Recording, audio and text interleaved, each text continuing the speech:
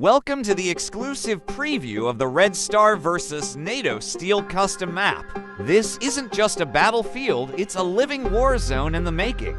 Right now, the map is only 8% complete, but the vision is massive.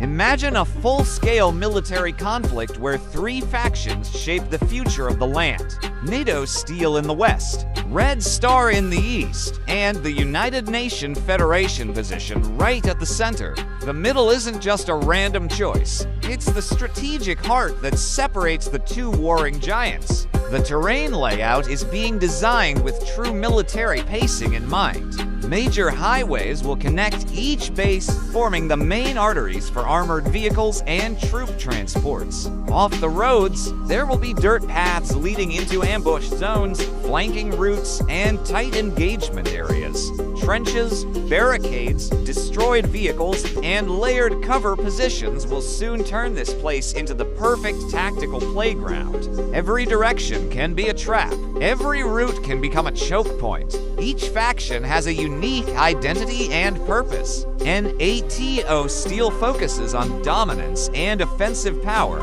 They come prepared with structure and might. Their base in the west will be a fortress of tech and firepower. In the east, Red Star brings aggression and unpredictability. They strike fast, they adapt fast, and their base will reflect guerrilla-style layouts to support rapid movement and surprise attacks. Meanwhile, the United Nations Federation stands as the stabilizer. They don't chase conquest. Their mission is patrol, order, and peacekeeping. But peacekeeping doesn't mean weakness. If someone crosses the line, UN forces won't hesitate to respond. Here's where things get even more interesting. The UN base is the primary supply center. If NATO Steel or Red Star runs out of ammunition or resources, they must travel to the UN-controlled zone to restock. And that creates real tactical decision-making. Imagine arriving at the UN base, only to find your enemy already there. You get two choices: launch an attack or retreat and wait. But if you choose violence, the UN will intervene, and they will support the defending faction. So if you try to pick a fight in the wrong territory, you'll be facing not one force, but two.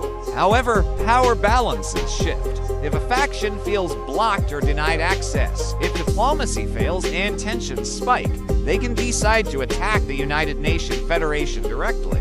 It's dangerous, but in war, desperation can twist strategy into chaos. Nothing is guaranteed, and alliances can shift based on survival alone. Picture the action. A mechanized convoy from NATO Steel pushes down the main highway. Red Star sees them and sets up an ambush from a dirt trail under the trees. Gunfire erupts. Smoke fills the air. A NATO squad retreats to resupply at the UN base, hoping for safety, but finds Red Star waiting inside the neutral zone. Do they take the risk of fighting right there, knowing the UN will join the battle against them? Or do they pull back, regroup, and gamble that the enemy will leave first? Every move carries consequences. We're just getting started. With only 8% completed, there's so much more coming. Faction-specific missions, additional defensive structures, smarter patrol routes for the UN, and full-scale tactical scenarios.